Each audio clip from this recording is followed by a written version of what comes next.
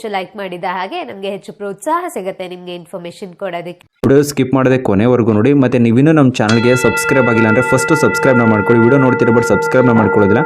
So ಸಬ್ಸ್ಕ್ರೈಬ್ನ ಮಾಡಿಕೊಂಡು ಪಕ್ಕದಲ್ಲಿರುವಂಥ ಬೆಲ್ ಬಟನನ್ನು ಪ್ರೆಸ್ ಮಾಡಿ ಆಲ್ನ ಸೆಲೆಕ್ಟ್ ಮಾಡಿ. ನಾನು ಯಾವುದೇ ಹೊಸ ವಿಡಿಯೋ ಅಪ್ಲೋಡ್ ಮಾಡಿದ್ರು ನಿಮಗೆ ನೋಟಿಫಿಕೇಶನ್ ಆಗಿ ಬರುತ್ತೆ. ಎಲ್ಲರಿಗೂ ಸುಸ್ವಾಗತ. ಈಗಾಗಲೇ 70% ಪಠ್ಯಪುಸ್ತಕಗಳು ಸರಬರಾಜಾಗಿದ್ದು, ಇನ್ನುಳಿದಂತಹ ಪಠ್ಯಪುಸ್ತಕಗಳು ಅತಿ ಶೀಘ್ರದಲ್ಲಿಯೇ ಸರಬರಾಜು ಆಗಲಿದೆ. ಶೈಕ್ಷಣಿಕ ಮಾರ್ಗದರ್ಶಿಯೂ ಸಹ ಅತಿ ಶೀಘ್ರದಲ್ಲಿಯೇ ಪ್ರಕಟಗೊಂಡು ತಲುಪಲಿದೆ.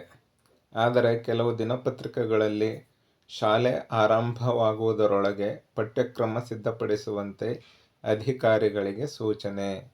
ಪ್ರಸಕ್ತ ವರ್ಷದಿಂದಲೇ ನೈತಿಕ ಶಿಕ್ಷಣ ಶುರು ಎಂಬ ಶೀರ್ಷಿಕೆಯೊಡನೆ ಪ್ರಕಟಗೊಂಡಿರುತ್ತದೆ.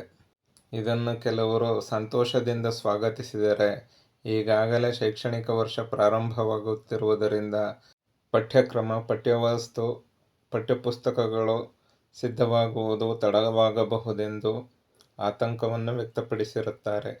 ಆದರೆ ಈ ಬಗ್ಗೆ ಈಗಾಗಲೇ ಪೂರ್ವಸಿದ್ಧತೆಯನ್ನು ಮಾಡಿಕೊಂಡಿದ್ದು, ಅಧಿವೇಶನದಲ್ಲಿಯೂ ಸಹ ಈ ಬಗ್ಗೆ ಚರ್ಚೆಯಾಗಿರುವುದನ್ನು ಶಿಕ್ಷಣಾಸಕ್ತರು ಗಮನಿಸಿರಬಹುದು. ಈ ಶೈಕ್ಷಣಿಕ ವರ್ಷದಿಂದಲೇ ನೈತಿಕ ಶಿಕ್ಷಣವನ್ನು ಪ್ರಾರಂಭಿಸಲು ಕಾರಣವೇನು ಎಂಬುದರ ಬಗ್ಗೆ ಒಂದು ಸಂಕ್ಷಿಪ್ತ ನೋಟ ಇಲ್ಲಿದೆ. ಇವತ್ತು ವೃದ್ಧಾಶ್ರಮಗಳು ಯಾಕೆ ಬರ್ತಾವೆ? ಯಾರು ಬಿಡ್ತಾವ್ರೆ? ಅವಿದ್ಯಾವಂತರು ಬಿಡ್ತಾವ್ರಾ? ಬಿಡ್ತಾರಲ್ಲ ಶ್ರೀಮಂತರು, ಹೈಲಿ ಎಜುಕೇಟೆಡ್ ಕ್ಲಾಸ್ ಮಾನ್ಯ ಅಧ್ಯಕ್ಷರೇ. ಅವ್ನು 100 ಮಾರ್ಕ್ಸ್ ತಗೊಂಡ, ಇವ್ನು 90 ಮಾರ್ಕ್ಸ್ ತಗೊಂಡ, ಇವ್ನು 80 ಮಾರ್ಕ್ಸ್ ತಗೊಂಡ, ನೀನ್ ಯಾಕೆ ತಗೊಂಡ, ನೀನ್ ಯಾಕೆ ಬಿಟ್ರೆ ಮಕ್ಕಳಿಗೆ ಆ ಒತ್ತಡ ಬಿಟ್ರೆ ಅವ್ ಮಕ್ಕಳು ಸಂತೋಷವಾಗಿ ತಮ್ಮ ಬಾಲ್ಯವನ್ನ ಕಳಿತಕ್ಕಂತ ಬೆಳೀತಕ್ಕಂತ ಇದೇ ಇಲ್ಲ, ವಾತಾವರಣ ಇಲ್ಲ. ಇವ್ರು ಸಿನಿಮಾಗೆ ಹೋಯ್ತಾರ, ಮಗುನ ಒಳಗಡೆ ಸೇರಿಸ್ಬಿಟ್ಟು ಬೀಗ ಹಾಕೊಂಡು ಹೊರಟಾರೆ.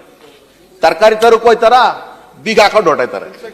ಯಾರ ಜೊತೆಗೂ ಬಿಡಲ್ಲ ಅಧ್ಯಕ್ಷರೇ, ಯಾರ ಜೊತೆಗೂ ಬಿಡುದಿಲ್ಲ ಇವರು. ಅವ್ರ ಅಕ್ಕ ತಂಗಿದ್ರ ಮಕ್ಕಳ ಜೊತೆ ಬಿಡುದಿಲ್ಲ, ಅವ್ರ ಅಣ್ಣ ತಂದಿರ ಮಕ್ಕಳ ಜೊತೆಗೆ ಬಿಡುವುದಿಲ್ಲ. ಇವೆಲ್ಲ ಏನಾಗುತ್ತೆ ಅಂತಂದ್ರೆ, ಮಗು ದೊಡ್ಡವರಾಯ್ತಲ್ಲ ಮಾನ್ಯ ಅಧ್ಯಕ್ಷರೇ, ಸ್ಯಾಡಿಸ್ಟ್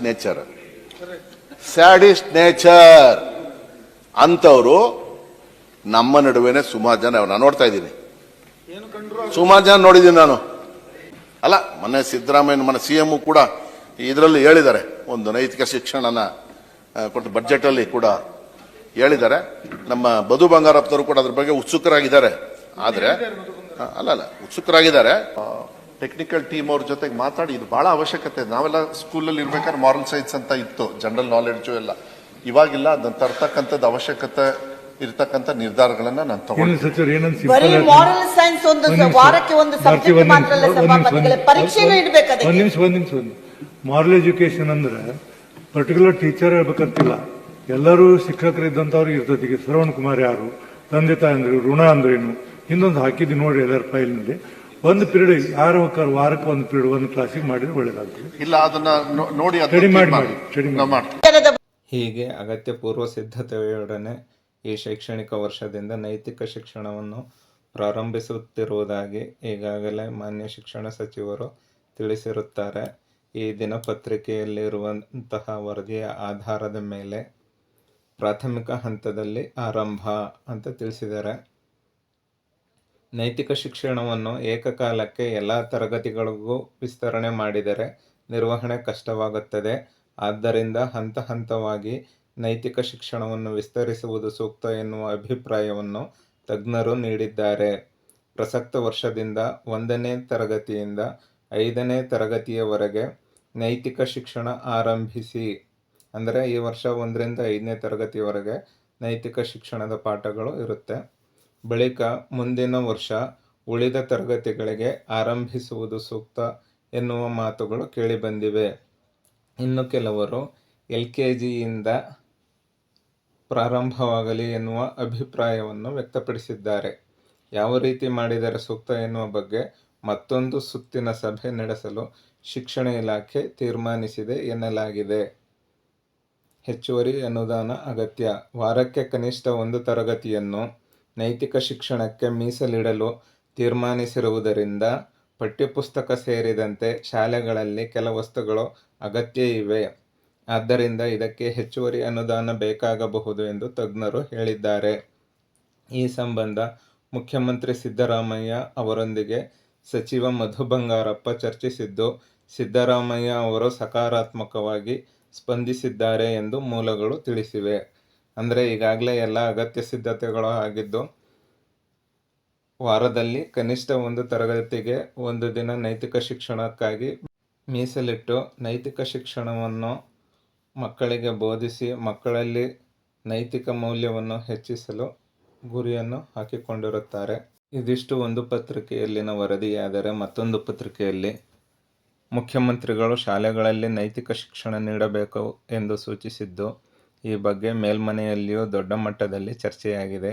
ಈ ವರ್ಷ ಪೂರ್ವ ಪ್ರಾಥಮಿಕ, ಪ್ರಾಥಮಿಕ, ಮಾಧ್ಯಮಿಕ, ಪ್ರೌಢ, PU ಹಂತದಲ್ಲಿ ಮಕ್ಕಳಿಗೆ ಮಾನವೀಯ ಮೌಲ್ಯ ಶಿಕ್ಷಣ ನೀಡುವ ಉದ್ದೇಶದಿಂದ ನೀತಿ ವಿಜ್ಞಾನ ಬೋಧಿಸಲಾಗುವುದು ಎಂದು ತಿಳಿಸಿದರು ಎಂದು ವರದಿಯಾಗಿದೆ. ಮಾನ್ಯ ಶಿಕ್ಷಣ ಸಚಿವರು ಈ ಎಲ್ಲ ಮಾಹಿತಿಯನ್ನು ನೀಡಿದ್ದು, ಆ ಪ್ರಕಾರ ಈ ವರ್ಷ ನೈತಿಕ ಶಿಕ್ಷಣ ಶಾಲೆಗಳಲ್ಲಿ ಜಾರಿಗೊಳ್ಳುವುದು ಬಹುತೇಕ ಖಚಿತವಾಗಿದೆ.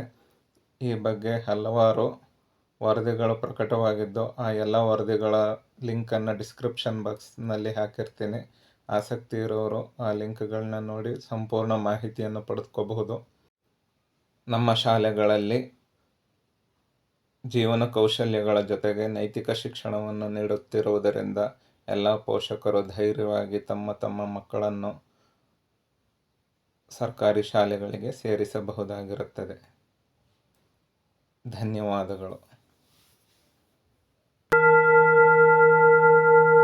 ನೀವೇನಾದ್ರೂ ಮೊದಲನೇ ಬಾರಿಗೆ ನಮ್ಮ ವಿಡಿಯೋನ ನೋಡ್ತಿದ್ರೆ ದಯವಿಟ್ಟು ನಮ್ಮ ಚಾನೆಲ್ನ ಸಬ್ಸ್ಕ್ರೈಬ್ ಮಾಡ್ಕೊಳ್ಳಿ. ಹಾಗೆ ಈ ವಿಡಿಯೋನ ಲೈಕ್ ಮಾಡಿ.